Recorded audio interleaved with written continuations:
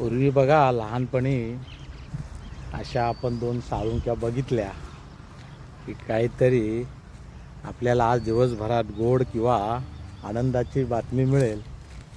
काही गैरसमज म्हणा, समज म्हणा, आपल्या संस्कृतीत पक्ष्यांविषयी असं काही म्हटलं जायचं, लोकविश्वास असायचा की असे काही पक्षी दिसले की त्या भावना जागृत व्हायच्या.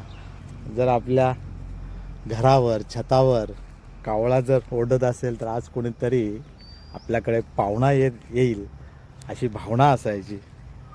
जर कुठे चातक किंवा कोकिळा पक्ष्याचा आवाज आला की समजायचं पावसाचं आगमन होणार आहे किंवा एका चांगल्या बातमीची चाहूल लागणार आहे असं लोक मानायचे.